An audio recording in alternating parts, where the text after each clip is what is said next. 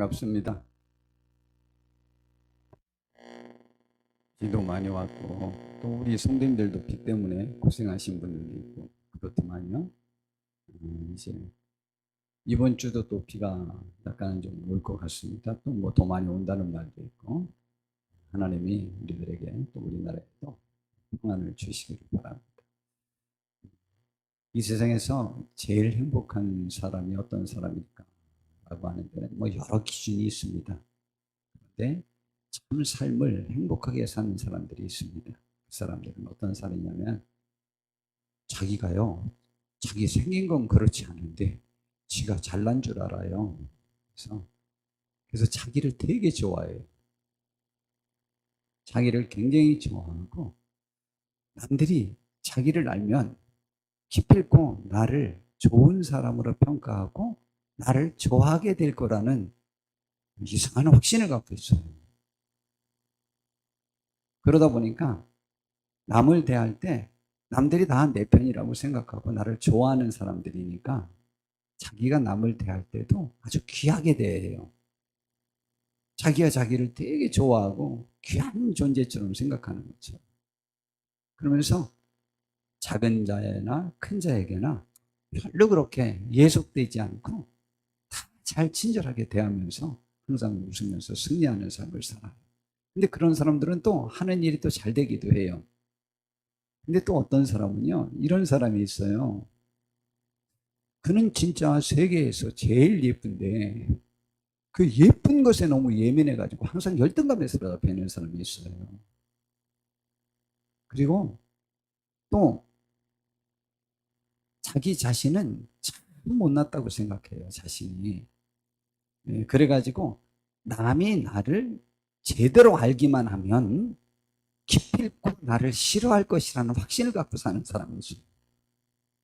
그러다 보니까 이 세상에서 제법 영향력 있는 사람들 앞에 가면은 아주 굴종적으로 변하고 구차할 정도로 그들의 눈치를 보고 신경을 써요. 그리고 또 좀 부족한 사람들에게는 반대의 성향을 보이기도 하고 아니면 또 거부감을 강하고 잘난 사람들에 대한 거부감 때문에 극단적으로 또 연약한 사람들을 내 친구라고 생각하는 사람들이 있어요.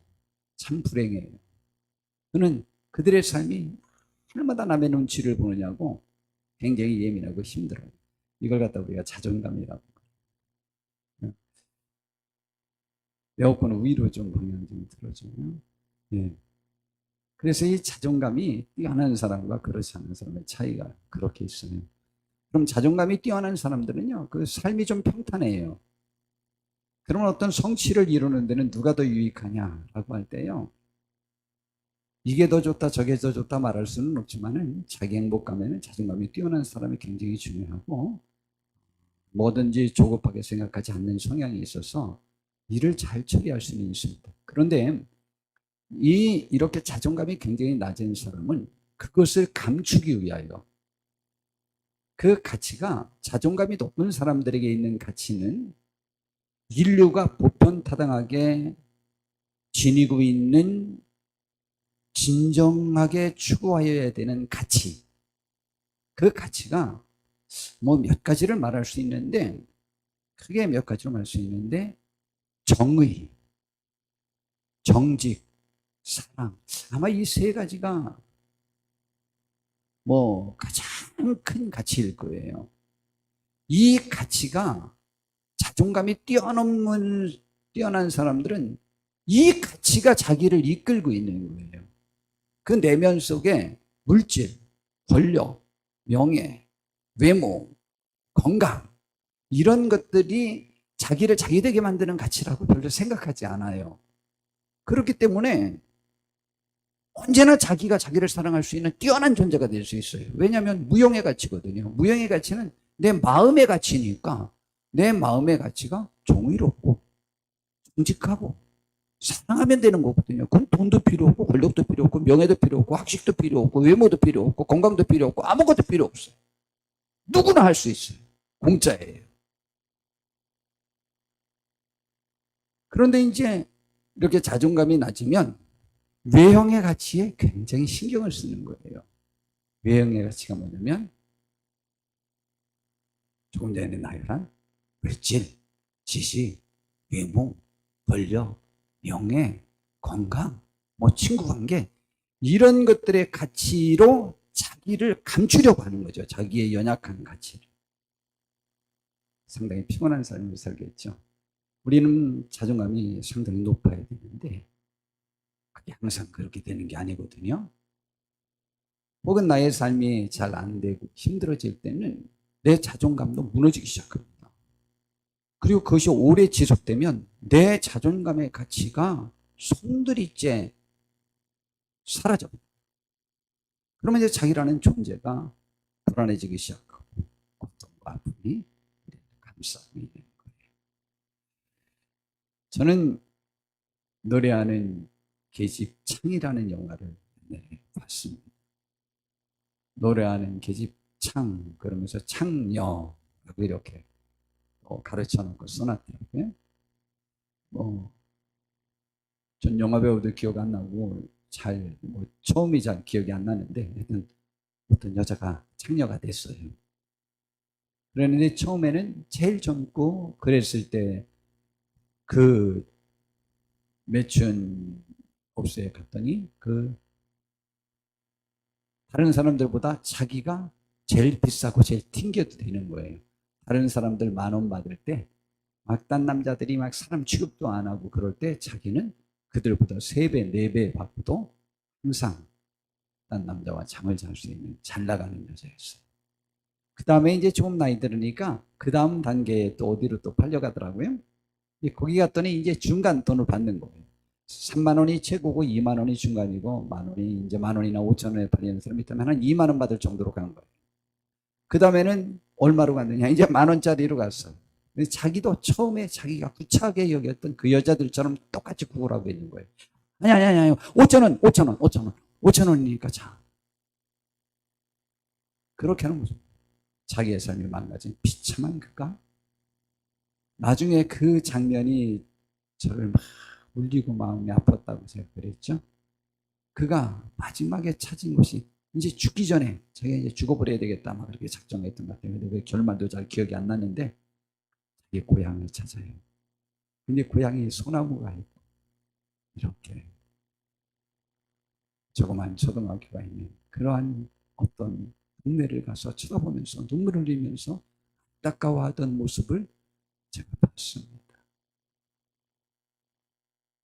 하나님은 그렇게 내가 갈 길 없고 나는 다 망가졌고 이제 나는 죽어버려야 되겠다 라고 생각했어요.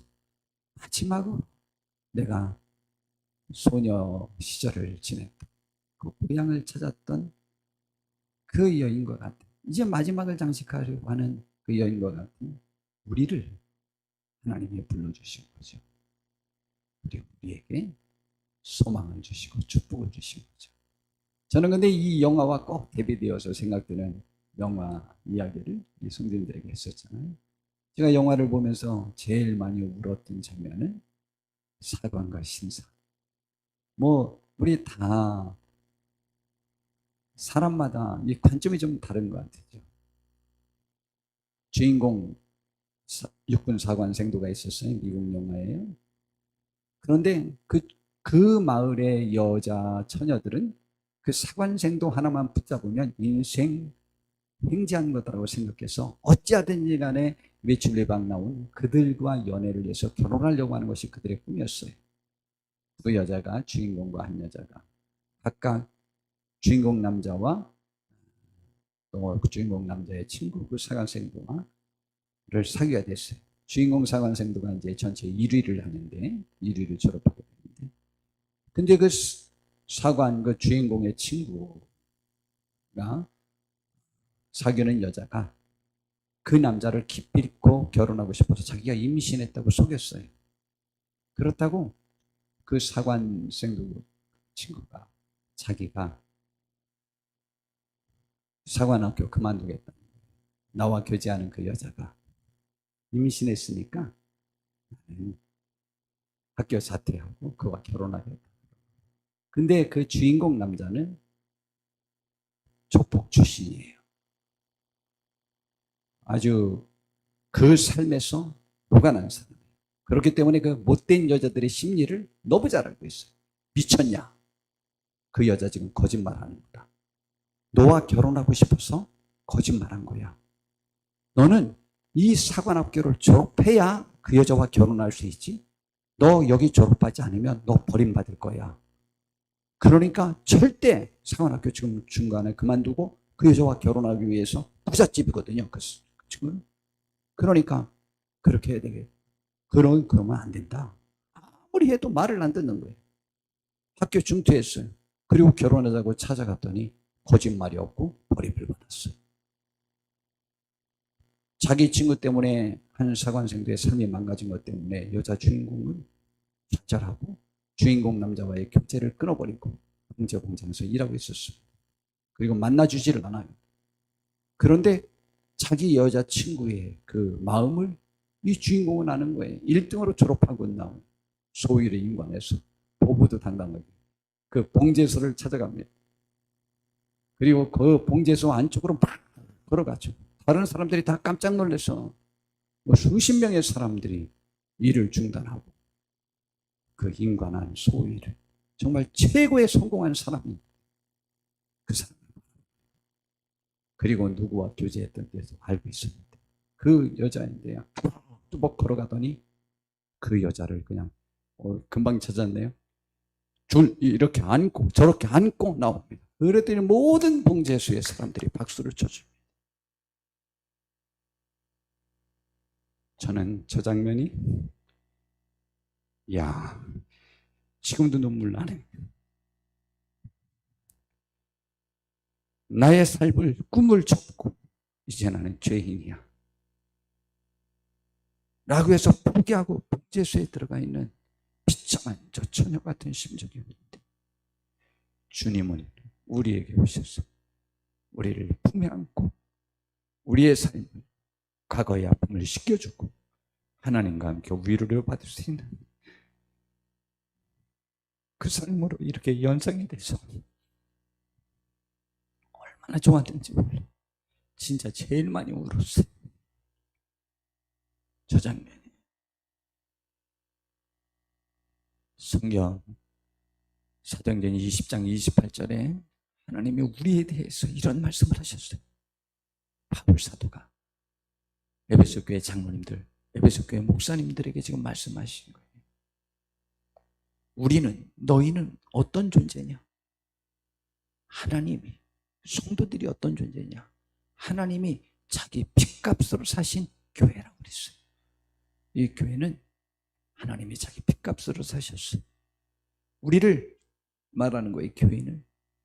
근데 하나님이 우리를 핏값으로 사신 이유, 그 말씀의 뜻이 무엇이냐라고 한다면 첫 번째가 우리의 죄가 너무 커서 하나님이 대신 죽어주지 않고는 우리를 구원할 방법이 없을 정도로 너무 무지막하다는 말이고, 그런데 하나님이 대신 죽고 우리를 사셨다는 얘기는 우리의 가치가 그분의 생명보다 더 귀하면 귀했지 그저 못나지는 라고 하나님이 보셨기 때문에 그렇게 했는데, 그렇게 한 이유는 우리에 대한 사랑이죠. 그렇지 않겠어요? 사랑이 가서 봉제 공장에서 일하고 스스로 자기를 잘못한 죄인이 참 신선 훌륭한 사관생도 하나를 결국 그렇게 하고 중도에 그만두고 그것에 좌절해서 그 자대한 사관생도가 자살해 죽거든요. 그에 대한 그 자기감과 죄책감 아무것도 못했던 그를 그 신사가 와서 안고 결혼을 요청하고 결혼을 했을 때 그의 마음의 상처가 얼마나 위로받고 치유되고 그의 자존감이 얼마나 회복됐을까요? 바로 하나님은 우리를 향하여 그러한 놀라운 축복을 주기 위하여 우리와 함께 하시는 것입니다. 오늘 성경 본문 빌립보서 2장 13절에 보니까 나는 누구인가? 나는 과연 하나님의 사람인가? 나는 지금 하나님을 받아주시는 사람인가? 라는 부분에 우리 신앙인은 사실은 그래도 하나님 앞에서 우리 자신을 돌아볼 때가 굉장히 많습니다. 그런데 바울 사도를 통해서 하나님께서 빌립보 교회 성도들에게 아주 자신 있게 말합니다. 너희 안에서 행하시는 이는 하나님이시니. 우리 안에서 행하시는 이가 하나님이시래요. 하나님이 우리 속에 계시대요. 그러면서 하나님은 어떤 방법으로 일을 성취하시느냐? 자기의 기쁘신 뜻을 위하여. 하나님이 기뻐하시는 일을 이루기 위해서 우리로 하여금 어떤 일에 대한 소원을 갖게 하신다는 거예요. 이야, 그렇다면 이것처럼 복된 게 어디 있어요? 내가 지금 가지고 있는 생각은 하나님이 주신 생각이에요. 왜냐하면 하나님이 나와 함께 하시니까. 하나님이 그 생각을 주신 거니까. 그러니까 나의 생각, 나의 방향을 하나님이 보증해 주시고 인정해 주시고 기뻐하신다는 것 아니에요? 이 말은 나를 기뻐하시고 나를 인정한다는 얘기니 그보다 복된 것이 어디 있습니까? 오늘 이 말씀이 우리들에게 의미하는 바가 무엇인지를 생각해 보려고. 이사야서에 보면 여러 이러한 자기 존재 가치에 대하여 방황하는 이스라엘 민족을 향하여, 하나님의 백성을 향하여 매번마다 하나님 앞에서 의문을 갖고 있는 그들에게 위로의 말씀을 주십니다. 희망의 말씀을 주십니다. 성경 전체 중에 가장 희망의 노래, 희망의 예언, 그것은 이사야서입니다. 그때가 얼마나 암울했냐면 그때 전 세계를 아시리아라고 하는 나라가 진짜 폭풍처럼 일어나가지고 그냥 짧은 시간 내에 전 세계를 다 휩쓸어 버렸습니다. 그런데 그 아시리아가 이스라엘 주변의 모든 나라를 다 멸망시켰을 뿐만 아니고 이스라엘 나라가 북쪽 이스라엘, 남쪽 유다, 우리나라처럼 남북으로 갈라져 있었는데 북쪽 이스라엘을 멸망시켰어요. 그리고 그 아시리아가 히스기야 왕 때 지금 남쪽 유다까지 쳐들어왔던 것 우리가 잘 알고 있잖아요. 그런데 바로 이사야 선지자가 히스기야 왕 이전부터 약 한 5, 60년 동안을 선지자 활동을 하고 있었던 사람이었습니다.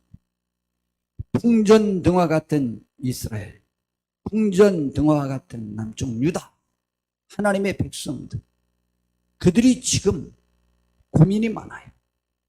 그래서 애굽에 가서 도움을 청해야 될까?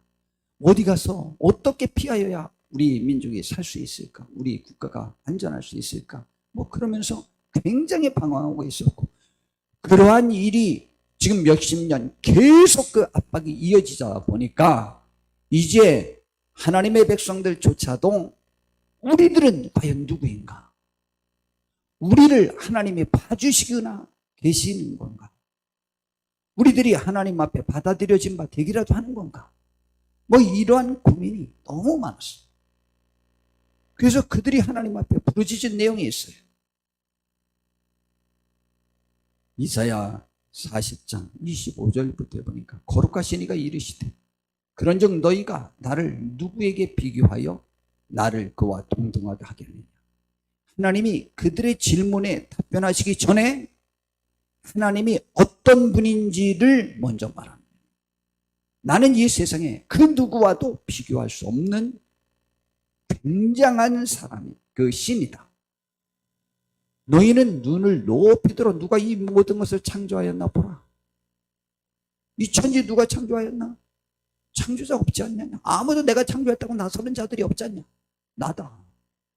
보라, 주께서는 수요에 따라 만상을 이끌어내시고 그들의 모든 이름을 부르시나니 모든 것 짓고 하나님께서는 그 이름도 다 아셔요. 그의 권세가 크고 그의 능력이 강함으로 하나도 빠짐이 없느니라 했어요. 저는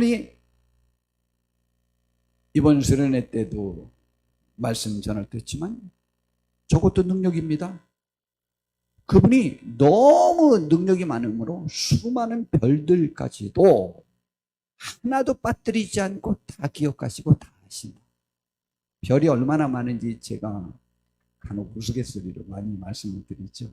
하늘에 많은 별들이 있는데 그거 다 떨어지면은 한 2가마는 될 것 같으죠.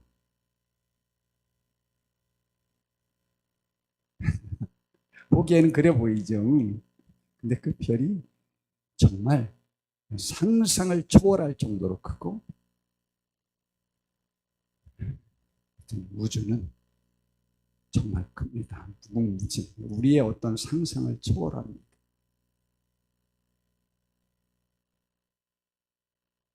우리 태양계라고 그러죠.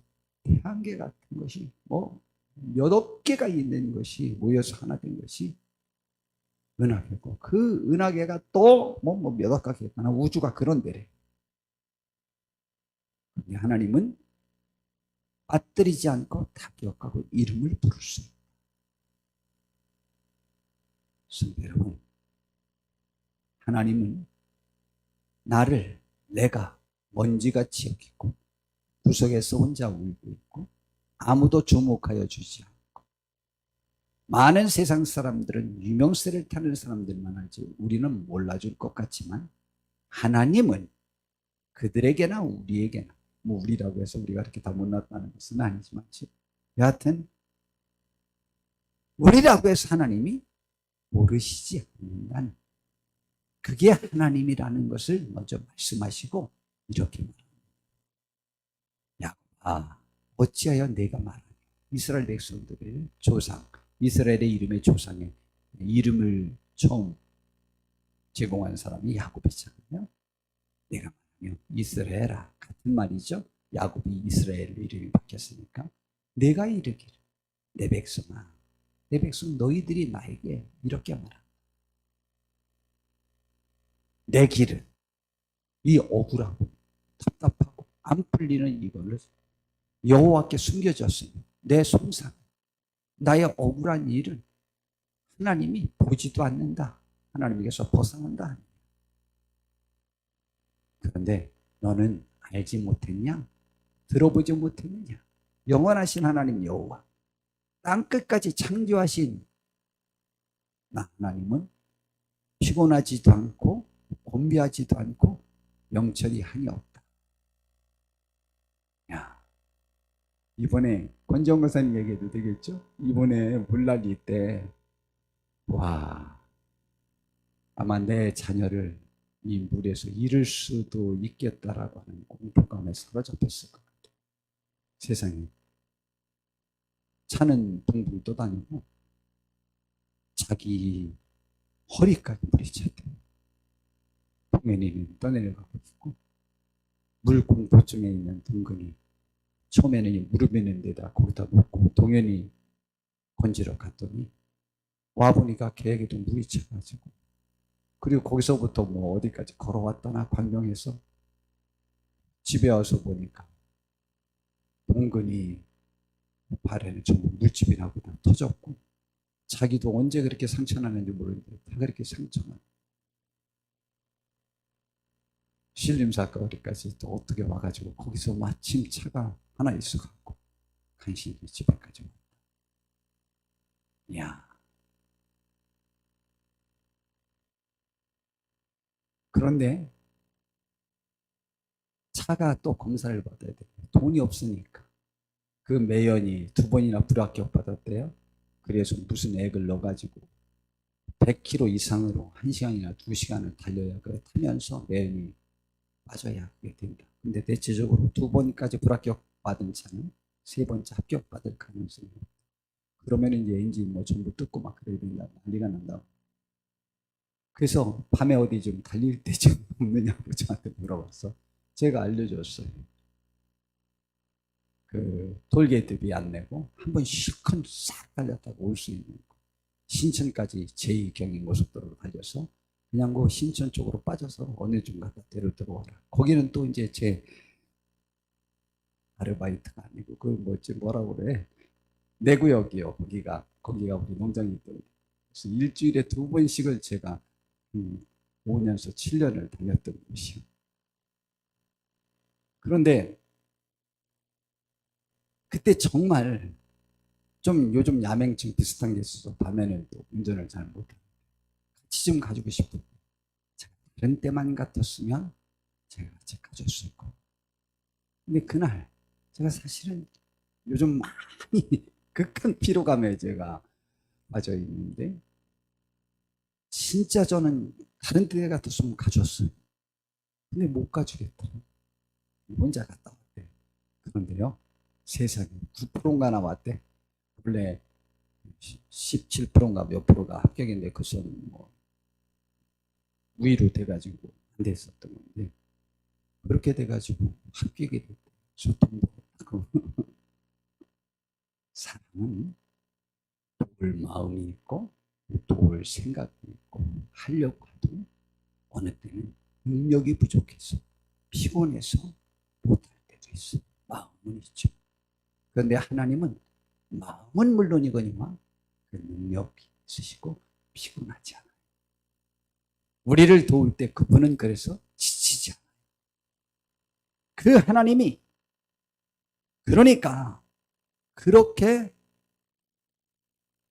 명철도 한이 없고 공비하지도 않은 분이 피곤한 자에게는 능력을 주시고 무능한 자에게는 힘을 더해주고 소년이라도 피곤하고 곤비하며 장정이라도 넘어지며 쓰러지지만 그때 내가 나 자신을 미워해서 죽기 직전에 찾은 고향길이라고 하더라도 그때 죽음의 길로 가지 말고 주님을 찾으며 또한 봉제 공장으로 그냥 숨어들어서 자기가 더 사랑하고 자기를 사랑하는 남자가 있지만 자기에 대한 자책감 때문에 나설 자격이 없다고 생각해서 그를 피하던 그런 사람에게 주님은 능력자로 나를 사랑하는 사랑자로 나타나서 나를 도와주시는 거예요. 그때 우리는 나 자신의 존재 가치를 내가 인정할 수 없어도 주님께 부르짖어야 돼요. 내가 먼저와 같습니다. 나 지금 주님이 한 번 잡아줘 주시면 저 죽습니다. 저를 도와주세요. 이렇게 도움을 청하는 것을 죽기까지 부르짖고 계속 부르짖는 것을 갖다 앙망이라고 해요. 오직 여호와를 그때 앙망하는 자는 죽을 지경이 되니까 부르짖고 또 부르짖는 거죠. 그런 자는 새 힘을 얻으리니 목소리가 그냥 구한 난다는 같은 것이요 다른 박제라여도 곤비하지 아니하겠고 걸어가도 피곤하지 아니하도록 도와주겠다고 약속하셨습니다. 우리 그 주님 손잡고 승리하는 삶 살아야 되지 않겠습니까?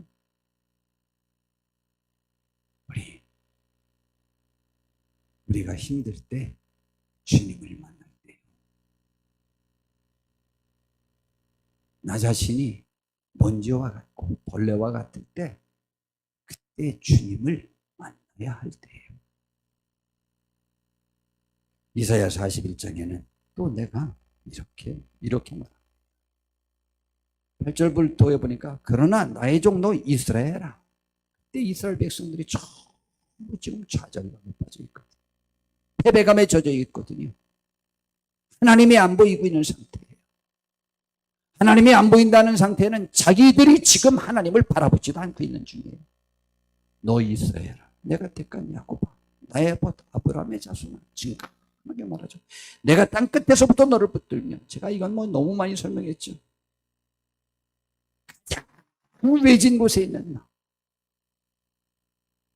땅 모퉁이에서부터 너를 부르고 네게 이르기를 너는 나의 종이라.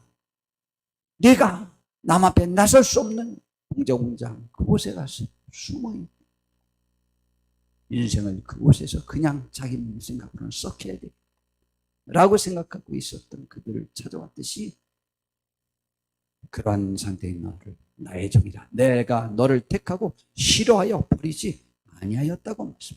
두려워하지 말라. 내가 너와 함께함이라. 놀라지 말라. 나는 네 하나님이 됨이라. 내가 너를 굳세게 하리라. 참으로 너를 도와주리라. 참으로 나의 의로운 오른손으로 너를 붙들리라고 말씀하셨습니다. 그리고 14절에 말하기를 버러지 같은 너 야곱아, 너희 이스라엘 사람들아 두려워하지 말라. 나 여호와가 말하노니 내가 너를 도울 것이라. 네 구속자는 이스라엘의 거룩한 자니라. 연세대학교 신학과 교수님이었었던 유명한 분이 계셨어요. 그분이 등에 점이 있었다고 그랬죠. 점이 아주 큰 게 여러 개가 있대요. 그 때문에 굉장히 소년 때 열등감이 있었고 남 앞에서 옷을 벗지도 못했고 그랬었다.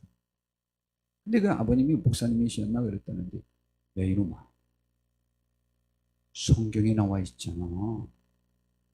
내가 너를 정지하여 불렀나니 내 것이라고 말했잖아. 맨날 성경에 그렇게 번역했거든. 그런데 이사야 43장 1에 보니까 이렇게 말하는 거죠. 야곱아, 너를 창조하신 여호와께서 지금 말씀하시느니라. 이스라엘아, 너를 지으신 이가 말씀하시느니라.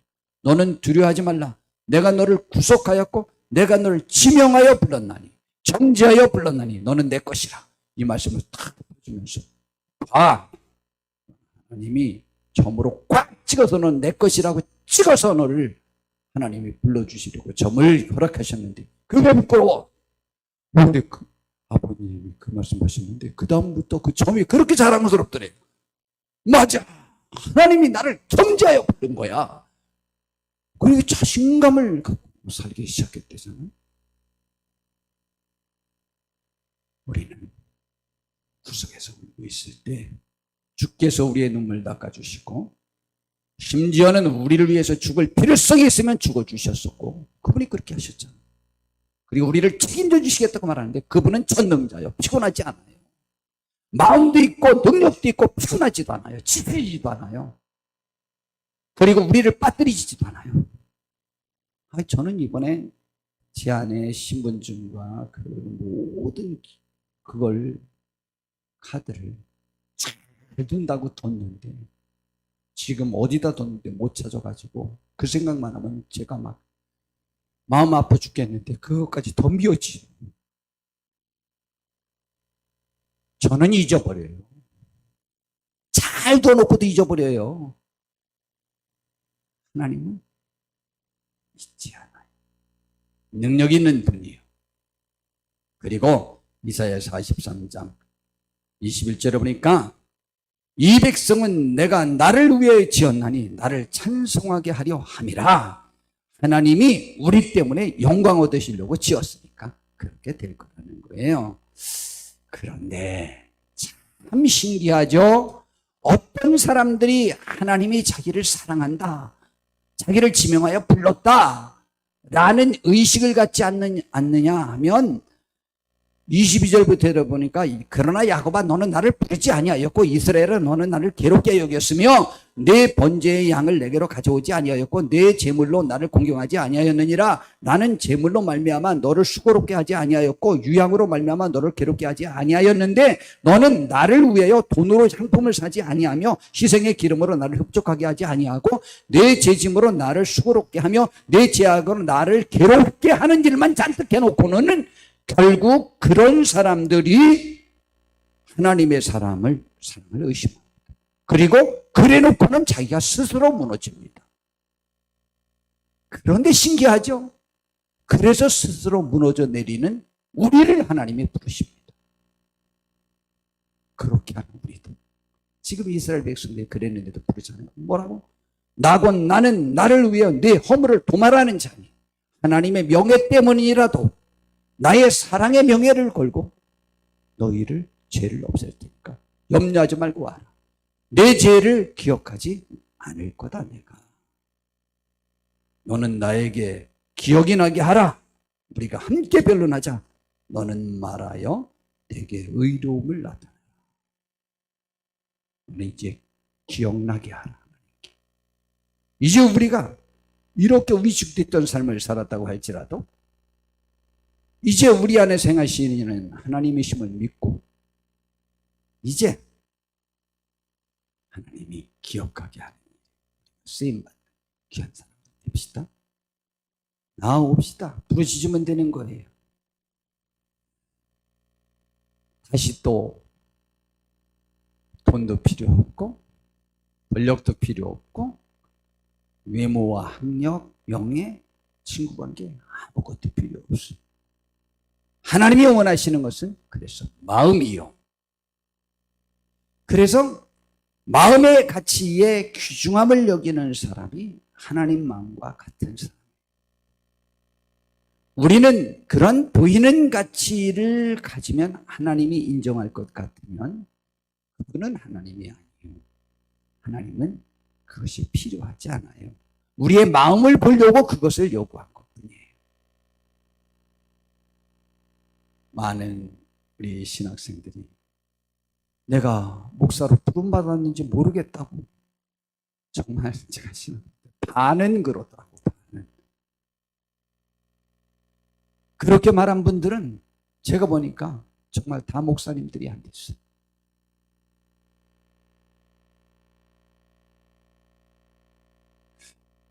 그 목사 될 자격은 어떤 사람이 주어지느냐? 목사 임직할 때 임직 서약 하는 게 있어요.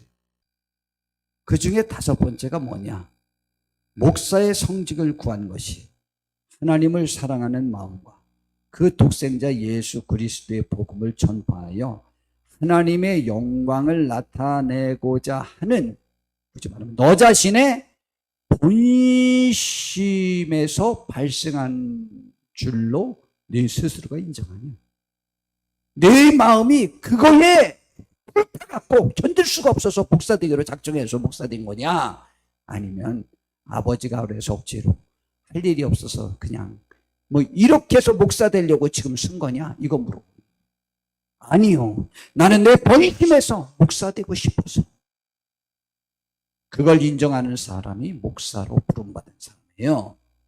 여러분, 성경은 전체 이렇게 말합니다. 요한복음 1장 12절에 영접하는 자 곧 그 이름을 믿는 자들에게는 하나님의 자녀가 되는 권세를 줬어요. 하나님의 자녀는 하나님이 자녀가 되는 권세를 나에게 줬는지 안 줬는지 어떻게 하느냐? 어떻게 하느냐? 하나도 없지 않아요. 예수님을 영접하는 자, 영접은 환영하고 귀한 분으로 여기고 내 마음속에 들어와서 나를 주관하기를 기대하는 사람, 그리고 그의 이름을 믿는 나의 의지가 있는 사람, 그 사람은 하나님의 자녀가 되는 권세를 주었기 때문에 가능하다잖아요. 너희 안에서 행하시는 이는 하나님이시니 자기의 기쁘신 뜻대로 너희로 소원을 두고 행하게 하시니까 나에게 있는 소원, 그 마음이 하나님이 주신 마음이에요. 그 하나님이 주신 마음이라는 것은 하나님이 나에게서 행하신다는 것이고 내가 하나님의 자녀됨의 증거라는 거죠. 나에게 그 마음이 있는 것은. 이것을 로마서 8장 28절에는 또 이렇게 설명한다고 그랬죠. 우리가 알거니와 하나님을 사랑하는 자, 내 마음속이죠. 사람의 의지의 표현, 사랑하는 것은 내 의지의 표현이에요. 그런데 하나님 편에서는 곧 그 뜻대로 부르심을 입은 자들에게는 내가 하나님의 뜻대로 부름을 받았느냐 안 받았느냐 그걸 왜 물어봐? 내가 지금 하나님을 사랑하는 마음을 가지면 하나님이 나를 뜻대로 불러주신 거예요. 사랑하세요. 왜 의심하십니까? 내가 하나님을 사랑하지 않고 싫어하면서 하나님이 나를 불러주셨는가 하고 지금 그러고 있습니까? 굳이 말하면 하나님이 불러주셨다고 해도 그것을 보잘것없는 것으로 여기고 내팽겨칠 거려. 그러나 내가 하나님을 사랑하면 하나님이 나를 불러주셨다는 것이 내 삶의 최고의 가치가 됩니다. 하나님이 우리들 속에서 어떤 가치가 있습니까? 내 마음 속에서 하나님을 사랑하시면 됩니다.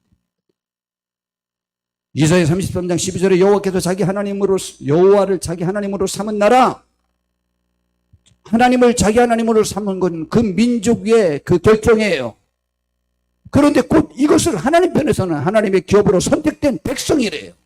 그런 사람은 복이 있다. 그럼 어떤 사람이 복이 있는 거예요? 하나님의 선택한 백성은 복이 있는데 하나님이 선택했는지 우리가 천상회의에 참석 못했잖아요. 그러나 알 수 있는 걸 성경에 가르쳐줬잖아요. 뭐를?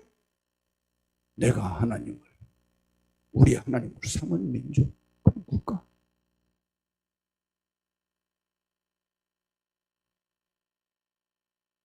성도 여러분, 내 마음이 거기에 가 있습니다. 내 마음 내가 몰라요? 하나님이 나를 선택한 거예요. 내가 하나님을 기쁘시게 하는 마음으로 지금 어떤 일을 계획하면 하나님을 기쁘시게 하고자 하는 전제하에 내 속에서 하나님이 주신 소원이에요. 하지 말고 밀고 나가세요.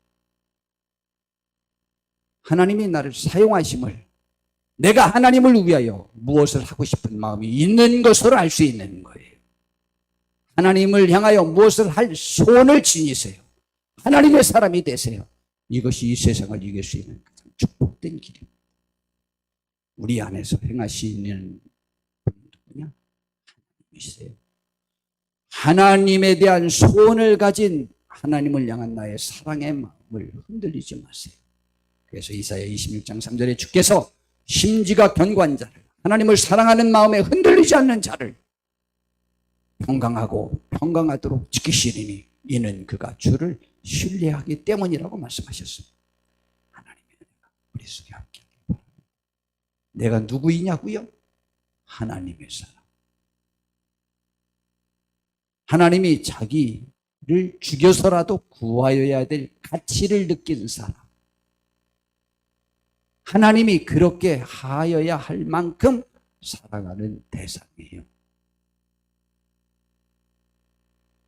그 마음은 누가 누리며 승리할 수 있느냐? 하나님을 사랑하는 자. 그 마음이 하나님을 향하는 자. 하나님을 기쁘시게 할 마음이 있는 자들입니다. 하나님이 오늘 주님 앞에 있는 우리 모두에게 이 은혜를 주셔서 우리 삶에서 귀한 승리를 누리는 축복이 있기를 진심으로 기도하겠습니다. 주님, 우리를 붙잡아 주셔서 하나님의 은혜 가운데 거하게 하시고 주의 사랑 속에서 승리하는 우리 모두가 되게 하옵소서. 예수님의 이름으로 기도드렸습니다. 아멘.